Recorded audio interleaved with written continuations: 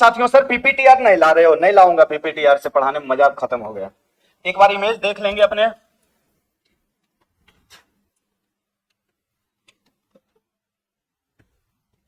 चलो देखो कॉन्सेप्ट बनाते हैं।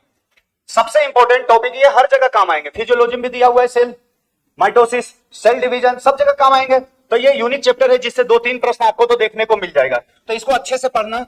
टॉपिक का नाम क्या देंगे बताइए? आज का टॉपिक का नाम सेल बायोलॉजी, यानी कि अपनी टॉपिक यहां से शुरू हो रहे हैं जिसे हम कहते हैं कोशिका विज्ञान। कौन से विज्ञान? आवाज आ रहे हैं सब लोग? एक बार चेक करके बता देना। कोशिका विज्ञान, कोशिका विज्ञान। चलिए पहली पॉइंट ये क्लियर। सेल बायोलॉजी का मतलब क्या है? कोशिका विज्ञान। अब हम समझते हैं सेल के अध्ययन क्या कहलाता है। सबसे पहले तो ये पॉइंट लिख देता हूं, सेल के स्टडी क्या कहलाता है? स्टडी ऑफ सेल क्या कहलाता है बताइए? ये कहलाता है साइटोलॉजी। क्या कहलाएगा ये? साइटोलॉजी। सेल के अध्ययन क्या कहलाएगा? साइटोलॉजी। तो हम अब आपको एक कोशिका बनाने जा रहे हैं। छोटी सी बात आपको समझना होगा कि कोशिका है क्या? जीवों के शरीर की क्या है? इकाई, यानी कोई भी ऑर्गेनिज्म है। क्या है ये? ऑर्गेनिज्म। तो ये ऑर्गेनिज्म की अगर इकाई पूछा जाए, यूनिट पूछा जाए, तो आप आंसर क्या दोगे? आंसर देंगे हम सेल। ये चीजें हम पहले भी पढ़ चुके हैं, छोटी मोटी पॉइंट है जिसका डिस्कशन कर रहे हैं। अब ये आइए, ये बताओ 3 इंपॉर्टेंट कैरेक्टर जो करवा चुका हूं। 3 कंपोनेंट, 3 कंपोनेंट, 3 घटक, कंपोनेंट, 3 घटक क्या होना चाहिए तो ही हम उसको सेल कहेंगे, ये भी करवाया हूं। सबसे पहला क्या होना चाहिए बताइए? Cell membrane. क्या होना चाहिए? सेल मेम्ब्रेन, जिसको हम बोलते हैं कोशिका झिल्ली। क्या बोलिएगा बताइए? कोशिका झिल्ली। दूसरा जो पॉइंट है इंपॉर्टेंट यहां पे, उसे हम क्या बोलते हैं? साइटोप्लाज्म। क्या बोलिएगा? साइटोप्लाज्म, यानी कि कोशिका द्रव्य, कोशिका द्रव्य। और तीसरा जो इंपॉर्टेंट घटक है तभी हम सेल कहेंगे, वो क्या है? न्यूक्लियस। न्यूक्लियस, जिसे हम कहते हैं केंद्रक। क्या बोलोगे? केंद्रक। तो 3 कंपोनेंट, किसी भी कोशिका को कोशिका कहने के लिए 3 कंपोनेंट अनिवार्य है। ये सेल मेम्ब्रेन, और ये कैसा घटक है बताइए? यूनिवर्सल। सबसे मोस्ट कॉमन जो है, जो सभी में पाया जाएगा, वो कौन है? हमारा सेल मेम्ब्रेन। क्या है? Cell membrane. तो ये तीनों घटक के बारे में अपन चर्चा कर चुके थे। सेल के स्टडी क्या कहलाएगा? साइटोलॉजी। ऑर्गेनिज्म की इकाई क्या है बताओ? ऐसे शॉर्ट दूसरा पॉइंट, ऑर्गेनिज्म की इकाई क्या है? सेल। 3 कंपोनेंट क्या क्या होना चाहिए सेल के लिए बताइए? सेल मेम्ब्रेन, साइटोप्लाज्म और न्यूक्लियस। अब आओ कहानी, यहां तक तो कर चुके थे। अब हमें बताना है कि साइटोप्लाज्म, प्रोटोप्लाज्म, प्रोटोप्लास्ट, कई शब्द आते हैं ना। क्या क्या शब्द आता है बताओ? एग्जाम में आप कंफ्यूज होते होंगे, साइटोप्लाज्म क्या है। अगला शब्द कोई लिख देता होगा न्यूक्लियोप्लाज्म क्या है, न्यूक्लियोप्लाज्म क्या है। अगला आता होगा प्रोटोप्लाज्म क्या है, और नेक्स्ट हम समझते हैं प्रोटोप्लास्ट क्या है। प्रोटोप्लास्ट क्या है? जब तक ये चीज नहीं समझोगे आपको एक ही लगेगा, वो सब एक लगते हैं ना, तो कंफ्यूजन हो जाते हैं। सबसे पहला हम एक सेल बनाते हैं। 2 तरह की सेल की चर्चा करेंगे, एक प्लांट सेल और एक कौन सा सेल? Animal cell. तो हम सबसे पहले डियर आपको एक प्लांट सेल की बात कर रहे हैं। किसकी बात कर रहे हैं बताइए? Plant cell. तो बाहर वाले मेम्ब्रेन बना देते हैं अपन, और बाहर वाले मेम्ब्रेन जो है इसको हम बोलेंगे सेल वॉल। क्या बोलिएगा? Cell wall. तो ये हमने बना दिया एक सेल वॉल। चलिए, प्लांट सेल और एनिमल सेल में बेसिक डिफरेंस कहां से होता है? इसके वॉल से। किससे होते हैं? वॉल से। तो अब हमने सेल वॉल बना दिया। सेल वॉल के नीचे जस्ट यहां ये एक झिल्ली बना दिया हूं, जिसको हम क्या बोलेंगे? Cell membrane. क्या बोलिएगा? Cell membrane. तो ये आपका हो गया सेल वॉल, जिसको हम बोलते हैं कोशिका की भित्ति। क्या बोलिएगा? कोशिका की भित्ति। तो पहला पॉइंट इंपॉर्टेंट ये हो गया आपका भित्ति। दूसरा जो इंपॉर्टेंट है, ये वाले जो पॉइंट है, इसको बोलते हैं सेल मेम्ब्रेन, और सेल मेम्ब्रेन को क्या बोलोगे? झिल्ली। क्या बोलिएगा? झिल्ली। अब समझो, अगर हम इससे न्यूक्लियस, ये है न्यूक्लियस, ये भी लिख देता हूं। ये क्या है अपना? न्यूक्लियस। न्यूक्लियस। अगर प्लांट सेल, ये कौन सा सेल है? प्लांट या एनिमल सेल है? जल्दी बताइए। ये है प्लांट सेल। इसको लिखो पादप कोशिका। कैसी कोशिका है? पादप की कोशिका है, जिसमें सेल वॉल है। बताइए सेल वॉल कहां कहां मिलेगा? प्लांट सेल है तो इसमें सेल वॉल पाए जाएंगे। इसमें क्लोरोप्लास्ट होगा। क्या होगा बताइए? क्लोरोप्लास्ट। क्लोरोप्लास्ट को हम क्या बोलते हैं? हरित लवक। क्या बोलोगे? हरित लवक। तो बेसिक 2 डिफरेंस आपको पता होनी चाहिए कि एक तो इसमें सेल वॉल पाए जाएंगे और दूसरा क्या होगा? क्लोरोप्लास्ट। Basic difference. अगर प्लांट सेल से माइनस कर देते हैं, हटा दो, किसको? सेल वॉल को। किसको माइनस कर दीजिएगा बताइए? सेल वॉल को माइनस कीजिएगा, तो कंडीशन हमारा क्या बनने वाला है, कुछ इस तरह के कंडीशन बनेंगे। ये वाला कंडीशन आपका बनने वाला है, नहीं बनने वाला है, तो इसे हम कहेंगे मेरे डियर आज के बाद प्रोटोप्लास्ट। क्या बोलिएगा बताइए, प्रोटोप्लास्ट। फिर से बोलो, क्या बोलेंगे, प्रोटोप्लास्ट। अगर प्लांट सेल से क्या हटा दिया, सेल वॉल को हटा देंगे तो क्या बनेगा, प्रोटोप्लास्ट। अब इस प्रोटोप्लास्ट से न्यूक्लियस को हटा दो, किसको हटा दें, न्यूक्लियस को हटा दीजिएगा, केंद्रक को हटाइएगा, तो क्या कैसा कंडीशन बनने वाला है हमारा, कुछ इस तरह से, नहीं बनेगा। अब इसे हम क्या बोलेंगे, इसको हम बोलते हैं साइटोप्लाज्म। क्या बोलिएगा बताइए, साइटोप्लाज्म। यानी ये वाले जो तरल है इसको तो हम क्या बोलेंगे, साइटोप्लाज्म। अब न्यूक्लियस के अंदर जो तरल है, इसके अंदर जो तरल है, इसके अंदर जो तरल है, इसको क्या बोलते हैं, इसको बोलते हैं न्यूक्लियोप्लाज्म। क्या बोलोगे, न्यूक्लियोप्लाज्म। फिर से बताइए, न्यूक्लियस के अंदर जो तरल है उसको क्या बोलेंगे, न्यूक्लियोप्लाज्म। और ये वाले क्या कहलाता है, साइटोप्लाज्म। साइटोप्लाज्म इधर लिखता हूं, साइटोप्लाज्म। अब न्यूक्लियोप्लाज्म और साइटोप्लाज्म इन दोनों को जोड़ दीजिए, तरल तरल वाला, इसका तरल और इसका तरल, तो ये कहलाता है प्रोटोप्लाज्म। क्या कहलाएगा ये बताओ, इनका डिफरेंस पता था और नहीं पता है तो ये पता होनी चाहिए। प्लाज्म का मतलब होता है तरल, प्रोटोप्लाज्म में दो का तरल है, एक तो साइटोप्लाज्म है और एक क्या है बताइए, न्यूक्लियोप्लाज्म है। और प्रोटोप्लास्ट क्या है, प्रोटोप्लास्ट कहा जाता है प्लांट का नेकेड सेल। प्लांट का कौन सा सेल है बताइए, कभी कभी आएगा नेकेड सेल। प्रोटोप्लाज्मिक फ्यूजन में आपको पढ़ाएंगे सर ब्रीडिंग में, प्रोटोप्लाज्मिक फ्यूजन। तो जब हो जाए प्रोटोप्लाज्म का फ्यूजन किया जाता है, इसका मतलब प्लांट सेल से किसको माइनस करेंगे, सेल वॉल को, तो किसका निर्माण होगा, प्रोटोप्लास्ट का। किसका निर्माण होता है, प्रोटोप्लास्ट। ये क्या है अभी, प्रोटोप्लास्ट। और प्रोटोप्लास्ट से अगर न्यूक्लियस को हटा लिए तो क्या बनेगा, साइटोप्लाज्म। इन दोनों तरल, तरल दो जगह है। अगर पूछा जाए क्या प्रोटोप्लास्ट में टोटल तरल कितने हैं, दो है, ये वाले तो क्या कहलाएगा, साइटोप्लाज्म। और अंदर वाले क्या कहलाएगा, न्यूक्लियोप्लाज्म। अब झिल्ली को छोड़ दो, इसका झिल्ली अलग, इसका झिल्ली अलग, केवल तरल तरल ले लिया तो क्या कहलाएगा ये बताइए, प्रोटोप्लाज्म। क्या कहलाएगा, प्रोटोप्लाज्म। चलिए, तो यहां तक हम कहानी को समझ रहे थे। क्या होता है हमारा प्लांट सेल, सेल वॉल को हटाया, प्रोटोप्लास्ट बना, साइटोप्लाज्म बना, उसके बाद क्या बना के बताइए, प्रोटोप्लाज्म। अब आइए अब हम कहां पे हैं,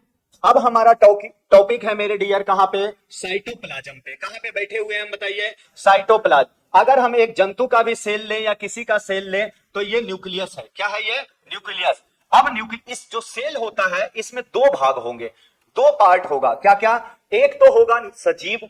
क्या होंगे बताइए, एक सजीव जिसमें जीवन है, सजीव होगा, या कह सकते हैं वो लिविंग होगा। क्या होगा वो, और दूसरा जो पार्ट होगा हमारा वो कैसा है, निर्जीव। कैसा होगा, निर्जीव, यानी कि नॉन लिविंग पार्ट होगा। कौन सा पार्ट होगा, नॉन लिविंग पार्ट होगा। ऐसे गांव की भाषा में सजीव और क्या होगा, निर्जीव। जैसे ये क्लासरूम, इसको हम सेल मान ले, क्या मान ले, ये जो दीवार जा रही है इसको हमने मेम्ब्रेन मान लिया। क्या मान लिया, मेम्ब्रेन। और आप लोग में सब में जीवन है या नहीं है, लेकिन टेबल में जीवन है, बेंच में जीवन है, कैमरा में जीवन है, इन सब में जीवन नहीं है। तो जिसमें जीवन है इसे आज के बाद आप कहिएगा कोशिकांग। क्या बोलोगे, कोशिकांग। और कोशिकांग को हम बोलते हैं ऑर्गेनेल्स। क्या बोलिएगा, ऑर्गेनेल्स। और इधर वाले जो भाग है जिसमें जीवन नहीं है, ये सब कौन कौन है जो सेल में पाए जाते हैं, जैसे कार्बोहाइड्रेट, उसके बाद और क्या है बताइए, प्रोटीन। शरीर में लिविंग में पाए जाते हैं पर कार्बोहाइड्रेट में जीवन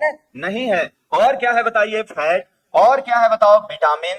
और क्या पाए जाते हैं, मिनरल्स। क्या पाए जाते हैं, मिनरल्स। और क्या पाया जाता है, फाइबर। ये सब में जीवन नहीं है। कौन से चैप्टर में इसको हम पढ़ते हैं, इसे पढ़ते हैं हम कहां, बायोमोलिकुल्स में। लिविंग में पाए जाने वाले अणु क्या कहलाता है, बायोमोलिकुल्स। क्या कहलाएगा ये, बायोमोलिकुल्स। लेकिन हमारा चैप्टर कहां से शुरू होगा, कोशिकांग। तो हमारे कोशिका के सबसे बड़ा अंग हमारे परिवार के दादाजी हैं। कौन है, दादाजी। तो दादाजी को हम क्या बोलेंगे, न्यूक्लियस। क्या बोलिएगा, न्यूक्लियस। दूसरा जो हमारे परिवार का सबसे बड़ा सदस्य है वो है प्लास्टिड। कौन है, प्लास्टिड। और प्लास्टिड को हम बोलते हैं लवक। क्या बोलिएगा, लवक।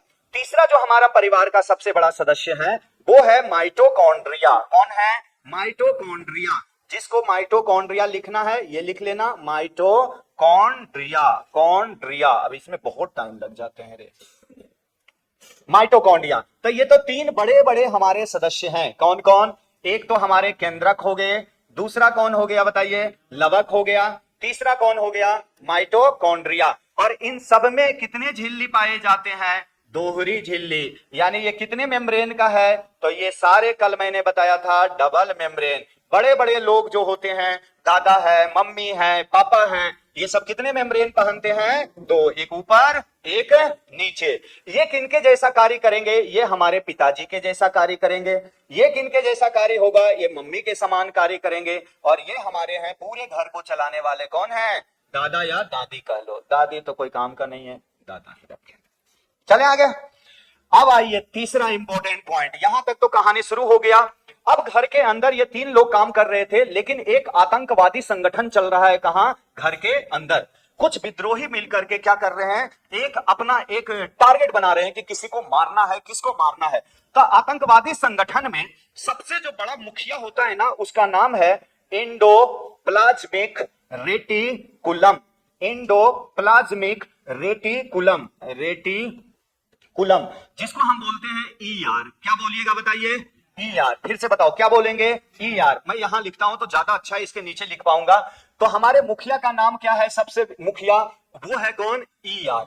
ईआर को सहायता कौन करता है, सहायता करने वाला है गोल्जी बॉडी। क्या क्या नाम है इसका, गोल्जी बॉडी, जिसे हम गोल्जी काय बोलते हैं। क्या बोलिएगा, गोल्जी काय। तो इसको सहायता करने वाला कौन है, गोल्जी काय। और ये जो आतंकवादी संगठन में किसी को मारा था कौन, इसको बोलते हैं हिंदी में अंतः प्रद्रवी जालिका। क्या बोलते हैं, अंतः प्रद्रवी जालिका। पर मुझे नहीं लगता कहीं पूछता होगा नाम, पर टीचर को तो रटना पड़ता, अंतः प्रद्रवी जालिका, ईआर, गोल्जी बॉडी। और अगला नाम क्या है, लाइसोसोम। क्या है मेरे डियर, लाइसोसोम। और लास्ट ये जो संगठन बनता है, इसका नाम है वैक्यूल्स। और वैक्यूल्स को बोलते हैं रिक्तिका। क्या बोलिएगा बताइए, रिक्तिका। तो ये ध्यान होना चाहिए, रिक्तिका। और ये नाम क्या है, लाइसोसोम। क्या बोलते हैं इसको, लाइसोसोम। एक नाम और कहीं कहीं आपको देखने को मिलता होगा इसका, लयनकाय। क्या कहते हैं इसको, लयनकाय। ये चारों मिलकर बनाता है एंडोस्केलेटन, एंडोस्केलेटन सिस्टम। कौन सा सिस्टम बना रहा है बताइए, एंडोस्केलेटन सिस्टम। अंतःकंकालीय तंत्र बनाता है, sorry Indo membrane system. Skeleton की जगह क्या कर दो, मेम्ब्रेन सिस्टम। अंदर की जाल की जो संरचना बन रही है वो किससे बन रही है बताइए, ये बन रहा है किससे, ये न्यूक्लियस। न्यूक्लियस के चारों तरफ ये फैला हुआ जो है, इसका नाम क्या है बताओ। ये जो सबसे ज्यादा क्षेत्र में फैला हुआ है, यहां तक, कहां तक फैला हुआ है, ये पूरी ये जो एरिया कवर किया हुआ है, ये है आपका ईआर। कौन है बताइए, ईआर। तो इंडोप्लाज्मिक रेटिकुलम। सेम इसी तरह से चारों तरफ से ये फैला रहेगा, उसको हम बोलते हैं ईआर। तो पहले जो चैप्टर होगा उसमें हम कवर करेंगे, जिस तरह से आप पढ़ रहे हो, अगर ऊपर का मैं पार्ट बनाता मेरे डियर, तो आपको टॉपिक भी समझ में आ जाएगा कि गुरुजी किस तरह से पढ़ाने वाले हैं। सबसे पहला जो टॉपिक हमारा शुरू होगा वो कहां से होंगे बताइए, सेल वॉल से। दूसरा इसके बगल वाले जो है उसको क्या बोलते हैं बताइए, सेल मेम्ब्रेन। क्या बोलिएगा, सेल मेम्ब्रेन। उसके बाद आप कहां प्रवेश कर जाओगे, उसके बाद प्रवेश कर जाएंगे हम कहां, साइटोप्लाज्म में। कहां करेंगे, साइटोप्लाज्म। जैसे ही साइटोप्लाज्म आओगे तो सबसे पहले हम स्टडी किसके बारे में करेंगे, न्यूक्लियस के बारे में। उसके बाद किसके बारे में पढ़ेंगे, प्लास्टिड के बारे में।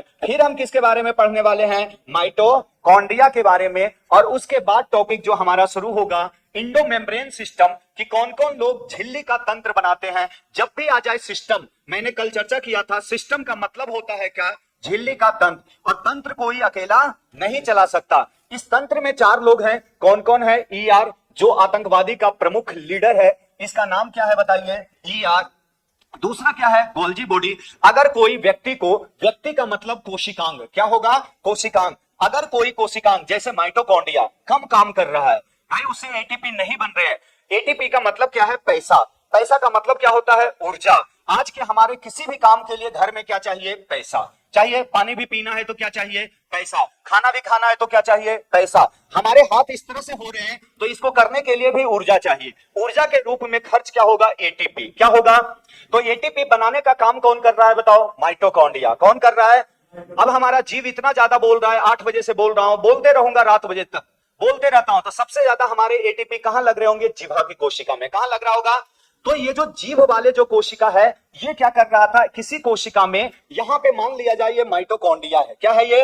माइटोकॉन्ड्रिया। इस माइटोकॉन्ड्रिया के पास कौन गया? लाइसोसोम। कौन गया? लाइसोसोम। ये है कौन? लाइसोसोम। और इसने बोला क्या कि माइटोकॉन्ड्रिया आप थोड़ा थोड़ा एटीपी तेज से बनाओ, क्योंकि हरिराम अभी पढ़ा रहा है और इसकी क्लास 12:30 बजे तक चलेगी, इसलिए जीभ वाले को क्या चाहिए? एटीपी ज्यादा चाहिए। तो माइटोकॉन्ड्रिया बोलेगा कि अभी हमारे पास इतना ही निर्माण हो सकते हैं, तुम दूसरे कोशिका से मांगो। तो अभी जो ना मेरे दिमाग की कोशिका से इधर से आ रहा है एटीपी, सब कहां? जीभ में। इधर से भी हाथ उत से भी खखोर के कोशिकाएं कहां ले जा रहा है बताओ? वो जीभ में। कि हरिराम को अभी एटीपी क्या चाहिए? ज्यादा, यहां ले जा रहा है। लेकिन इससे इसका बहस हो जाता है, क्योंकि बड़ा कौन है बताओ? माइटोकॉन्ड्रिया। और इसने बोला ना कि तू जरा तमीज से बात किया कर, मुझे एटीपी कितना बनाना है मुझे पता है। तो इसको गुस्सा आ जाता है। किसको? लाइसोसोम को। लाइसोसोम अपना बैग निकालता है, 4-5 गोला किस पे फेंक देता है? माइटोकॉन्ड्रिया पे। माइटोकॉन्ड्रिया मर गया। पता लगता है दादा को कि यार लाइसोसोम जाकर के 4-5 गोला फेंक दिया, माइटोकॉन्ड्रिया मर गया। तो माइटोकॉन्ड्रिया जब मरते हैं तो घर के अंदर कोई भी सूचना पास करेगा तो वो करेगा केंद्रक। कौन करेगा बताइए? केंद्रक। तो इस आतंकवादी संगठन में मारने का काम किसने किया? लाइसोसोम। लेकिन इसको पहले जाल में बिछाया गया था, जाल में फंसाया गया, और जाल में फंसाने का काम किसका था बताइए? ईआर। क्योंकि पूरी कोशिका में जाल किसका है? ईआर का। किसका जाल है? ईआर का। मारा जाल में बिठा के, कौन मारा बताओ? लाइसोसोम। अब आदमी मर गया तो ये सड़ जाएगा, तो इस कोशिका से झिल्ली के थ्रू बाहर फेंकने का काम कौन करेगा? बाहर करेगा कौन? Golgi body. कौन करेगा मेरे डियर? Golgi body. तो सबसे इंपॉर्टेंट काम होता है इसका कोशिका का स्रावन। कोशिका का क्या करना है बताइए? स्रावन, जिसको हम बोलते हैं सेल सिक्रीशन। क्या बोलते हैं बताइए? Cell secretion. अगर कोई मर उड़ गया तो उसको बाहर करने का काम, राम नाम सत्य करने का काम किसका है? Golgi body. लेकिन कोई कोई हथियार छुपाना है, हमारे पास गोला बारूद ज्यादा है, बंदूक ज्यादा है, तो इन सब को रखेंगे कहां? तो भगवान ने प्लांट सेल में न्यूक्लियस और इसके बाद ये बड़ा सा एक जगह दे दिए, जिसको हम बोलते हैं क्या? रिक्तिका। क्या बोलिएगा बताइए? रिक्तिका। अगर एग्जाम में पूछा जाए रिक्तिका ज्यादा बड़ा किसमें होता है, प्लांट सेल या एनिमल सेल में, तो किसमें होते हैं बताइए? प्लांट सेल में। वैक्यूल्स की साइज क्या होती है? लार्ज। क्या होती है? लार्ज। या तो कह सकते हैं वेल डेवलप किसमें होता है? इसमें। तो बताओ कितने शब्दों को आपने केवल सुना? सुनना है, पहले दिन ही पढ़ लोगे सारे। बताइए, मैंने सेल सुनाया, सेल के बाद आपको क्या सुनाया? कोशिका सुनाया, उसी को बोल रहे हो। उसके बाद आपने क्या देखा?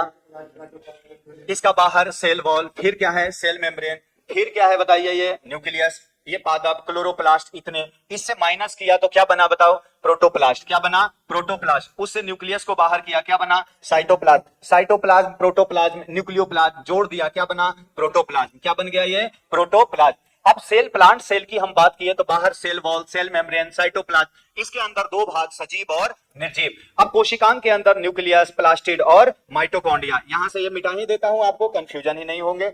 चलिए, उसके बाद हमने बात किया क्या? इंडोमेम्ब्रेन सिस्टम जो होते हैं, जिसको झिल्ली का तंत्र कहा जाता है, उसमें 4 लोग रहेंगे, ईआर, गोल्जी बॉडी, लाइसोसोम और वैक्यूल्स। छोटी छोटी सभी का काम आना चाहिए। ईआर क्या है? मुखिया है। गोल्जी बॉडी क्या होता है बताइए? सेल का सिक्रीशन करेगा। लाइसोसोम मारने का काम करेगा, और वैक्यूल्स कोई अस्त्र शस्त्र है उसको छुपाने का काम करता है। यानी इसका मेन काम होता है मेरे डियर स्टोरेज का। क्या काम होता है बताइए? स्टोरेज। स्टोरेज को हम क्या बोलते हैं बताइए? भंडारण। क्या बोलोगे? भंडारण। तो भंडारण का काम कौन करता है? गैस का विनिमय का काम कौन करता है? वो करते हैं कौन? रिक्तिका। कौन करेंगे? रिक्तिका। तो यहां के बाद कुछ और छोटे छोटे ऑर्गेनेल्स जिसके बारे में आपको बहुत इंपॉर्टेंट जानकारी होनी चाहिए, वो कौन है बताइए? राइबोसोम। कौन है? राइबोसोम। राइबोसोम से पहले, अच्छा ये छोटकिनिया लोग हैं, पहले हमने बड़े बड़े लोग को पढ़ा तो वो सब डबल मेम्ब्रेन थे, ये सब सारे क्या है बताइए? Single membrane. तो आपको याद भी होता चला जाएगा ये कितने मेम्ब्रेन है इनके पास? सिंगल मेम्ब्रेन है। और अगर बात करें तो वो है पर ऑक्सीसोम। कौन सी पढ़ेंगे बताइए? पर ऑक्सीसोम। फिर से बोलो, किसका नाम लिया मैंने? पर ऑक्सीसोम। इतने ऑर्गेनेल्स के बारे में हम स्टडी करेंगे, और उसके बाद लास्ट जो पढ़ेंगे यहां से वो है राइबोसोम। क्या है बताइए? राइबोसोम। तो इसको ध्यान रखना, राइबोसोम, ग्लाइऑक्सीसोम, लेकिन हम केवल पढ़ेंगे राइबोसोम। और राइबोसोम होता है मेम्ब्रेनलेस। क्या होता है बताइए? मेम्ब्रेनलेस। और सबसे छोटी अगर पूछा जाए कि राइबोसोम की अगर बात करें, राइबोसोम तो ये कैसा होता है, सबसे छोटी कोशिकांग अगर है, सबसे छोटी कोशिकांग, तो वो कौन है, राइबोसोम। किसकी बात करेंगे, राइबोसोम। तो आपको एक आइडिया लग गया होगा टॉपिक में पढ़ना क्या है, क्या क्या पढ़ना है, बताओ कहां से चैप्टर शुरू होगा। चैप्टर तो शुरू करूं, सेल वॉल पहली टॉपिक होगी, दूसरा सेल मेम्ब्रेन, तीसरा साइटोप्लाज्म, उसके बाद न्यूक्लियस, उसके बाद प्लास्टिड, उसके बाद माइटोकॉन्ड्रिया, उसके बाद क्या पढ़ोगे बताओ, ईआर, उसके बाद गोल्जी बॉडी, उसके बाद लाइसोसोम, फिर पेरोक्सिसोम, फिर राइबोसोम, फिर किसके बारे में, राइबोसोम। अब अगर इधर पढ़ा तो एक चैप्टर और खत्म हो जाएंगे, जिसका नाम क्या है, carbohydrate, protein, fat, vitamin, minerals, ये सब भी पढ़ लोगे तो काम आ जाएंगे। ये हमारा दूसरा चैप्टर भी क्या हो जाएगा इसमें समाप्त। तो शुरू करें आज की क्लास को।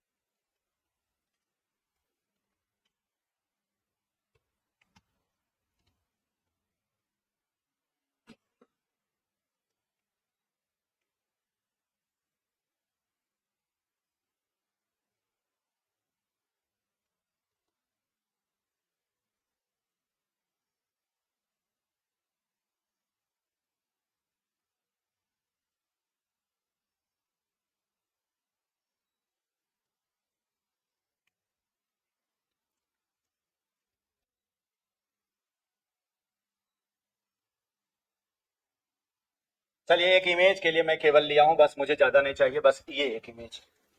हम जो टॉपिक शुरू करेंगे वो किसके बारे में कर रहे हैं बताइए, सेल के बारे में। सेल वॉल पढ़ेंगे क्या, सेल वॉल। तो मैं आपको बस इसी स्लाइड को सेव करूंगा, बाकी हमें जरूरत नहीं है, क्योंकि इस बार मैं सोच रहा हूं ना पूरी सिस्टम इस तरह से लिखा उखा के पढ़ूं ताकि बढ़िया लगते हैं। पढ़ाई का सबसे अच्छा तरीका ये दिख रहा है आपको, कोशिकाओं के बीच दो कोशिकाओं को आपस में जोड़ना है। यह एक अलग सेल है, ये अलग सेल है, ये अलग सेल है ना।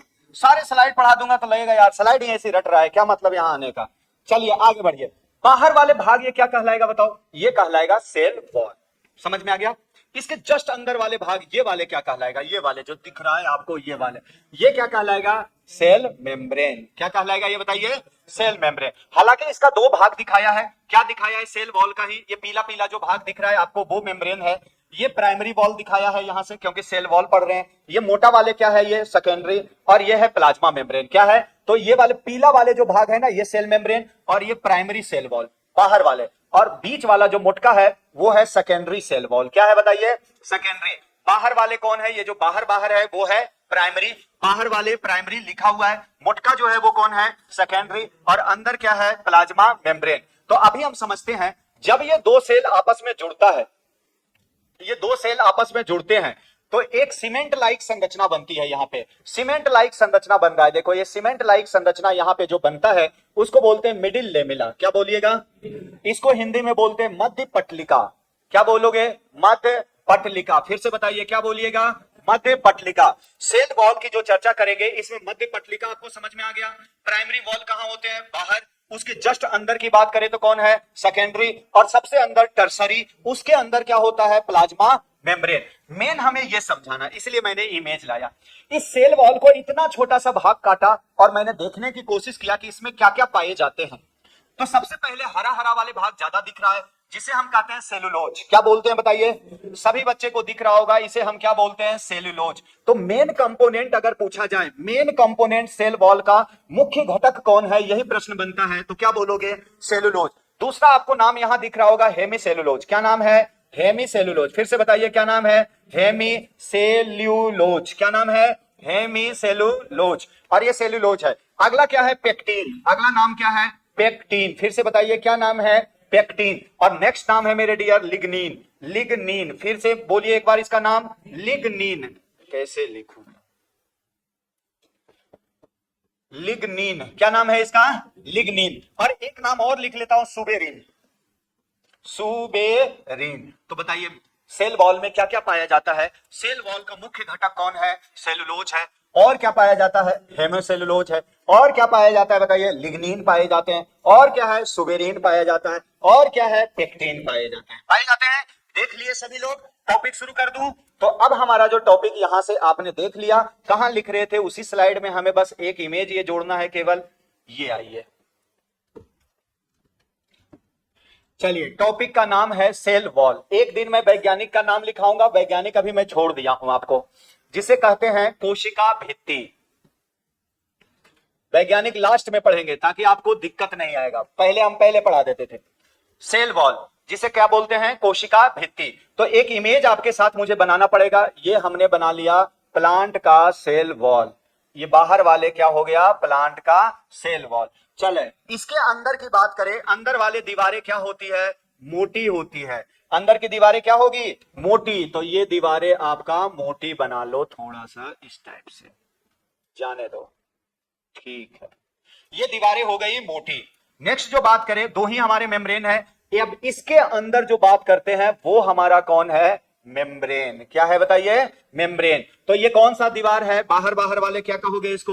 इसको बोलेंगे प्राइमरी सेल वॉल। क्या बोलिएगा? Primary cell wall. और प्राइमरी सेल वॉल को हम बोलते हैं प्राथमिक भित्ति। कैसी भित्ति है? प्राथमिक भित्ति। दूसरा जो है ये वाले ग्रीन ग्रीन वाले, तो ग्रीन को ग्रीन से लिखता हूं, ये ग्रीन वाले जो है इसको हम बोलते हैं secondary cell wall. Secondary cell wall, cell wall. और ये अंदर वाले जो है मेरे डियर, इसको आप क्या बोलोगे? ये वाले जो आ रहे हैं सफेद वाला, ये है हमारा सेल मेम्ब्रेन। क्या है ये? सेल मेम्ब्रेन, जिसको हम झिल्ली कहेंगे। क्या बोलते हैं? झिल्ली, यानी कोशिका की झिल्ली। और ये है द्वितीयक, द्वितीयक भित्ति, द्वितीयक भित्ति। अब यहां से प्रश्न कौन क्या बनेगा? कोशिका के जो वॉल होते हैं उसमें सबसे बाहर कौन होता है? आउटर कौन होते हैं? प्राइमरी। और सबसे पतला कौन होता है? थिन होते हैं। थिन का मतलब क्या होता है बताइए? पतला। लेकिन जो द्वितीयक है ये कहां होते हैं? रिजिड। रिजिड का मतलब होता है मजबूत होता है, दृढ़ कौन होते हैं? सबसे मजबूत कौन होते हैं? वो होते हैं सेकेंडरी सेल वॉल। कौन सा सेल वॉल है बताइए? Secondary cell wall. बस इतना। अब ये जो सेल वॉल है इसका खोज किसने किया? एक प्रश्न पूछ लेगा। तो वॉल का मतलब दीवार, और दीवार में लगाते हैं हुक। दीवार में क्या लगाते हैं? हुक। तो क्या नाम रखोगे? Robert Hooke. फिर से बोलिए, हुक कहां लगता है बताओ? कहीं बाहर वाले में। जैसे सीमेंट वेमेंट का कट्टा खींचना है तो हुक लगाते हैं। हुक कहां लगेगा?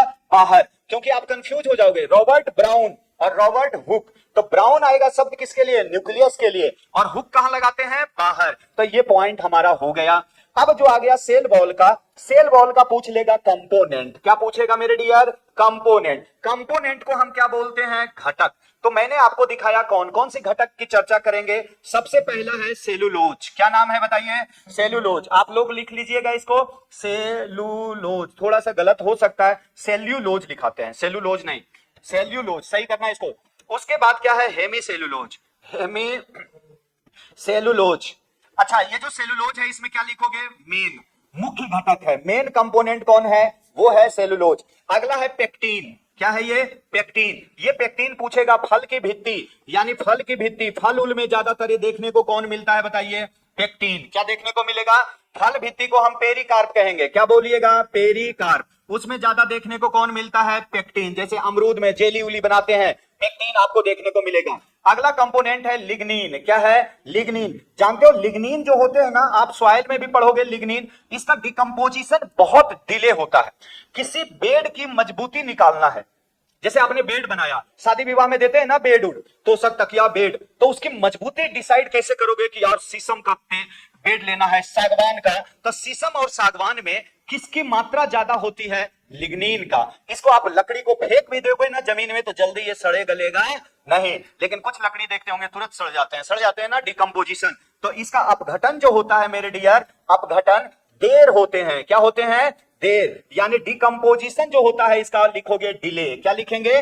Delay, decomposition. और लास्ट मैंने लिखा सुबेरिन। क्या नाम है बताइए? सुबेरिन। तो बस इतना याद रखना है किसके लिए? अपना सेल वॉल। कभी कोई इससे ज्यादा प्रश्न बनते नहीं है। चलिए, अब आगे हमने देखा कि जब दो वॉल आपस में जुड़ते हैं, हमने एक ये वॉल बना दिया और दूसरा ये वॉल बनाया, एक सेल बनाया, दूसरा ये सेल बना दिया। ये सेल जब आपस में जुड़ते हैं तो यहां जो सीमेंट लाइक संरचना बन रही है, जैसे दो ईंटा जोड़ते हो, इस सीमेंट लाइक संरचना को हम बोलते हैं मिडिल लेमिला। क्या बोलिएगा?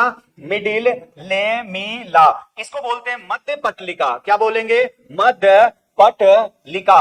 ये मध्य पटलिका किसके बने होते हैं? ये बने रहते हैं कैल्शियम और मैग्नीशियम पेक्टेट का। किसका बना होता है बताइए? कैल्शियम और मैग्नीशियम पेक्टेट। लेकिन ज्यादा मात्रा किसका पाया जाता है? ज्यादा मात्रा पाया जाता है किसका? कैल्शियम का। किसका पाया जाता है बताइए? कैल्शियम। तो ये मध्य पटलिका से एक प्रश्न बनेगा, दो कोशिकाओं को जोड़ने वाले सीमेंट लाइक संरचना, इधर लिख देता हूं, सीमेंट जैसी संरचना वो क्या कहलाता है? सीमेंट जैसी संरचना वो कहलाता है क्या? मध्य पटलिका। एक प्रश्न मैं और आपको बताता हूं, जब दो सेल वॉल होते हैं, दो सेल जब होता है ना, एक सेल यहां है, एक सेल यहां है, दूसरा सेल यहां है। अब इन सेल के बीच आपस में एक कनेक्शन, यहां से यहां, ये आपस में एक्सचेंज करे, कुछ कोशिका द्रव्य में क्या करे? एक्सचेंज करे।